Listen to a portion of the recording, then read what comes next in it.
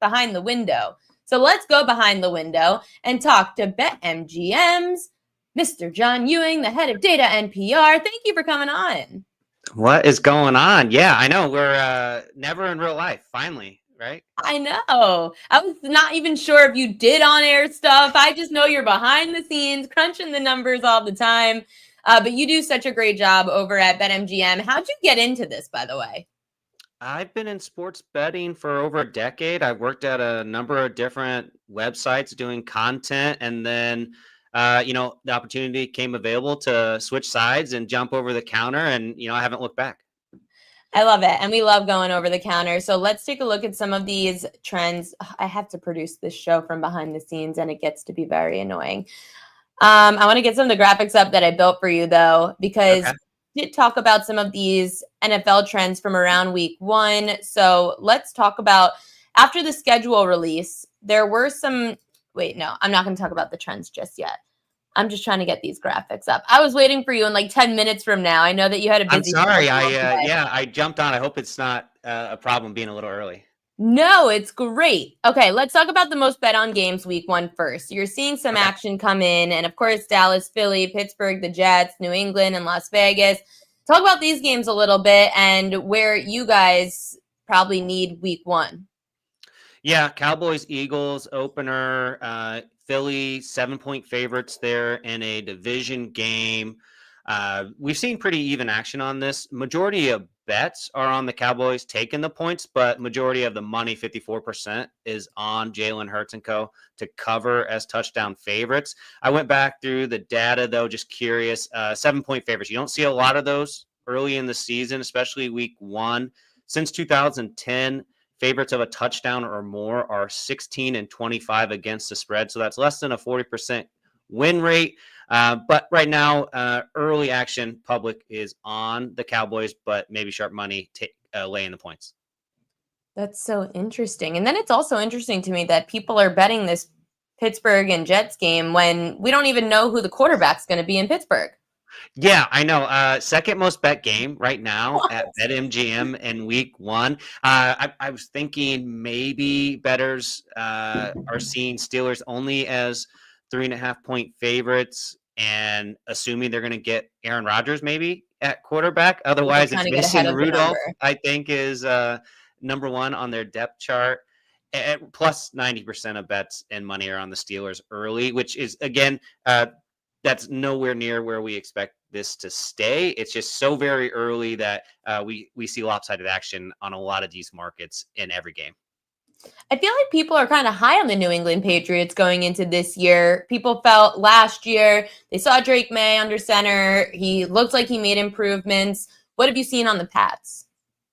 Yeah, 2.5-point favorites here against the Raiders. They were underdogs in every game last season. So early money is on New England to cover there. And you mentioned being a team that bettors are targeting. That's also true in other markets. For example, on the win totals, they're one of the teams we've had to adjust up. They opened at 7.5. Now they're at 8.5. And they're also a popular favorite to make the playoffs as well. Yeah, we're seeing these win total movements right here. But before I get to the rest of these, John, we're seeing that Brock Purdy signed his new 5-year deal, $285 million for Mr. Irrelevant. How much does that impact things knowing that, okay, he's our franchise quarterback. We're done. Yeah, I mean, the win total for the 49ers, 10.5. Early action, though, is on the under. Maybe there was some concern whether what kind of weapons he still has, whether they can they had an up and down season, right? But if everyone's healthy, Brock Purdy, now the contract situation's locked in, so no off-field drama for them. And then in terms of week 1, I'm looking at my notes here. 1.5-point favorites on the road in division against Seattle. That should be a great game. Total 45.5. No significant betting on this, no line movement, but always love to hear about a player getting paid. Let's look at these win totals that have moved. So Bengals, Browns, Saints, Patriots, the ones that you noted Cincinnati dropping by a win is pretty interesting with their big three, but of course defense is the question mark. Why do you think the Bengals are dropping? Yeah, you nailed it. It's the defense. I talked to our traders earlier. You can score all the points you want, but if you can't keep the other team out of the end zone, that's a recipe for losing games. And the total 10.5. Now it's 9.5. We see this is a pros versus Joes situation. 7% of bets are on the over, but nearly 7% of the money was on the under, which has triggered the line movement.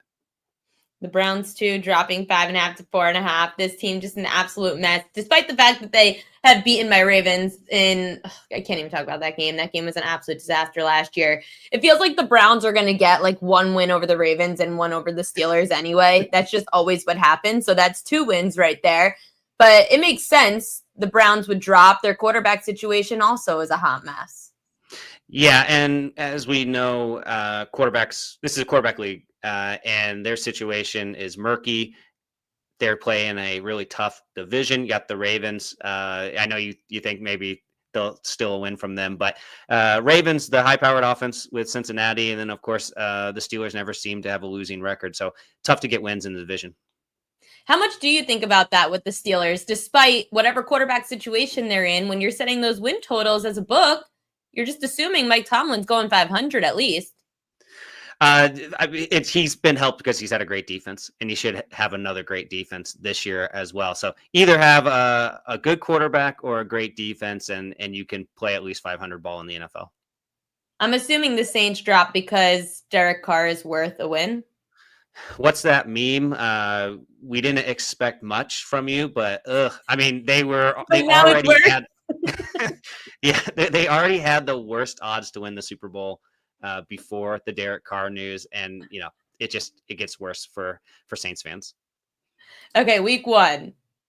Okay, ugly. This is ugly stuff. I mean, this is what you give us for week 1, but I love it because that's what week 1's all about. Ugly games that no one's looking at, and that's what we love to give out on the show is what no one's looking at. Carolina already has the line moving a point in their favor. Why do you think that is?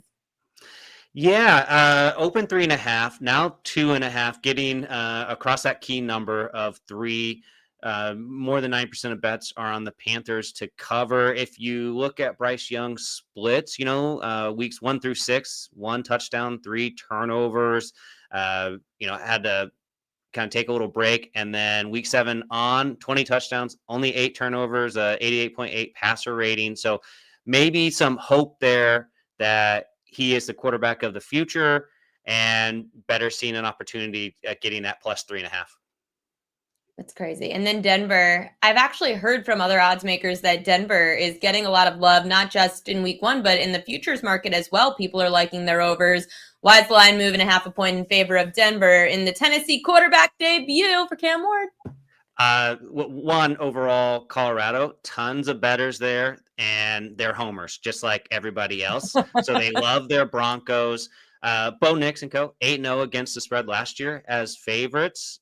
This is another one where we're just seeing extreme lopsided action out of the gate. More than 90% of bets and money are on Denver to cover as more than touchdown favorites now. Do you have numbers, by the way, on number 1 overall pick quarterbacks week 1? Not off the top of my head, but I could find it for you. I don't need it right now, but I'm just curious about, there's always the hype, but I'd assume the public is fading any rookie quarterback. But, it always depends, right? What's the narrative? Is this a quarterback like Caleb Williams? Last year out of the gate, there were such high expectations and everyone was on the Bears, and then, perform poorly or not up to expectations. And then you'll see bettors fading them. Well, yeah, like the Chicago Bears, and you've got Minnesota here where no one likes the Bears. No one's ever high on the Bears, but yet the line's moving in their favor. JJ McCarthy going to finally get the start under center after having a season-ending injury last year. I guess people are worried about the injury? I think this is more just about Caleb Williams and what the Bears have done in the offseason and the draft. They got him more weapons with Colston Loveland, Luther Burden from my Missouri Tigers. Add that in with Rome Odunze from last year, DJ Moore, DeAndre Swift. This is definitely a chance for Caleb to take a step forward. And then I know you love this kind of stuff too, but last week. We get a new pope. Turns out he's from Chicago. And we actually saw an increase in betting on the White Sox, on Villanova, where he went to school, and the Bears. There was a 157% increase in handle on the Bears to win the Super Bowl after the new pope was announced. So bettors love to be part of the story and to get to ride with narratives. And right now, they're definitely doing that with the Bears. Week 1, open plus 1.5, now 1.5 point favorites against the Vikings. I saw people doing the Villanova, New York Knicks, and I think the Cubs people were putting in for a parlay for championships. Yeah, there was a bit of confusion there. Everyone assumed he was a Cubs fan, but then his brother came out and said he's actually White Sox. Oh yeah, everyone was expecting him to root for the better team. It's understandable. The Pope couldn't be a fan of losers, but I guess he is. You do have some week 1 trends. He truly understands suffering, right? As a White Sox fan. Yeah, he feels for all the losers out there. These are not losers. These are winners. Lions, 4-0 ATS week 1 with their head coach, Dan Campbell. How much do you take these trends into account when booking lines? Jared Goff also 8-0 against the spread in week 1 in his career. Hey, those are all great if you happen to back them. But no, the traders are never really worried about trends like this. It's all about the specific matchups. The Lions were one of the best teams in the NFL a year ago, and they're 1.5 point favorites right now against the Packers. I went and looked it up, though. Underdogs in week 1 in division games, 70, 49-2. That's almost a 60% win rate against the spread. So historically, taking the points with division dogs has been a positive trend, which would go against what we've seen from the early bettors.